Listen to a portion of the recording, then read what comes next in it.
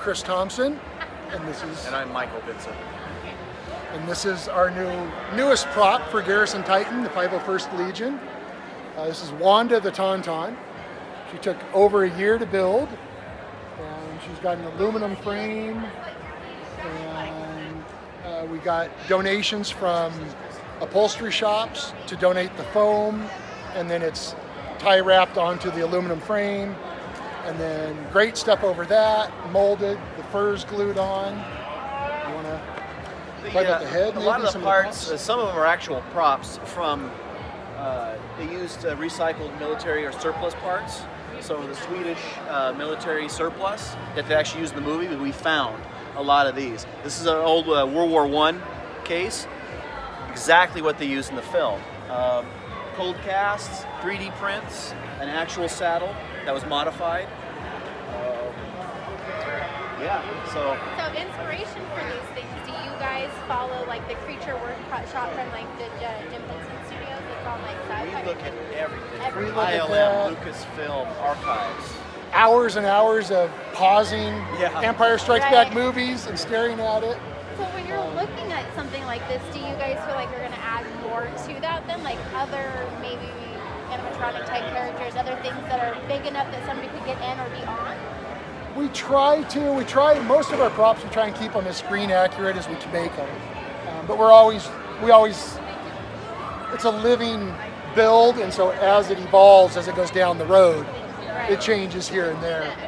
There's been some ideas. We have several artists and technicians in the Garrison. They've been talking about turning the head, turning the eyes, smoke coming out. Those are the kinds of next evolutions that we've been thinking about. Little upgrades. Yeah, little upgrades here and there to keep it fresh. And you have to with these large props and exhibits.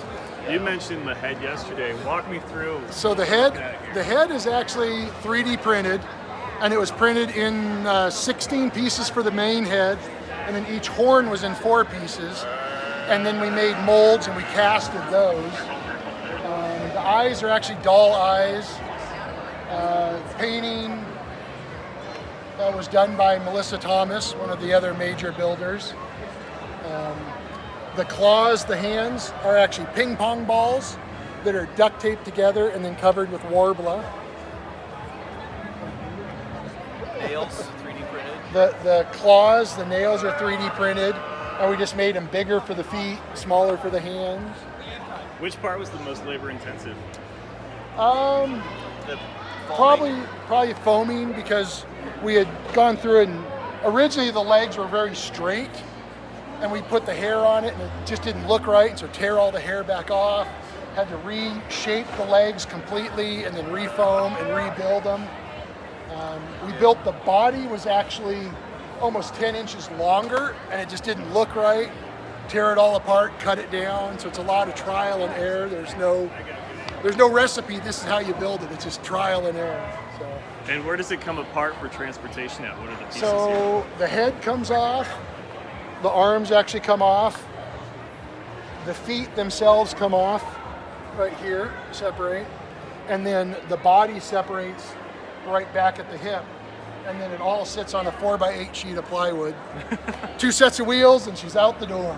So. And how long did you say the 3D printing took for the head? The 3D printing took almost 400 hours around the clock printing. Around the clock printing. So yes. And I think it was 15 spools of filament to print the entire head. So. Where does this rank amongst hobbies that you tackled? This is probably the biggest prop that we've ever built, yes. Yeah. This one yesterday, I don't know if you saw the Spokesman review. We made the front page of the Spokesman review. Oh, yes. Yesterday, so we're pretty proud of that. Yep. A lot of our stuff, props and things that we make it in the Star Wars Insider magazine. Lucasfilm Disney puts on. So. Any inspiration to possibly do one of the Imperial Walkers in the future?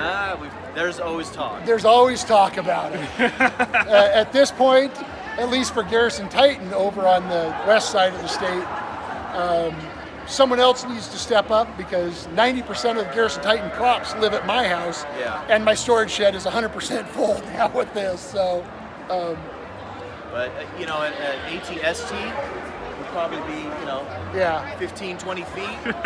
You know, and the legs would be about here to here if you want to do it by scale. Doesn't have to be exactly to scale, but that's something similar. pretty comparable immense. to this. Pretty close. But it A would lot blow of people fun. away. Yes.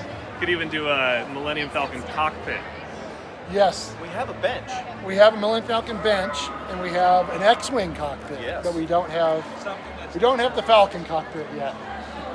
There's talk. There's always Talked talk. about that, yeah. We've actually, Chris and I actually talked about putting together a Millennium Falcon cockpit. Well done, guys. It's certainly a beautiful piece of artwork there. Thank you. Where's the Band-Aid?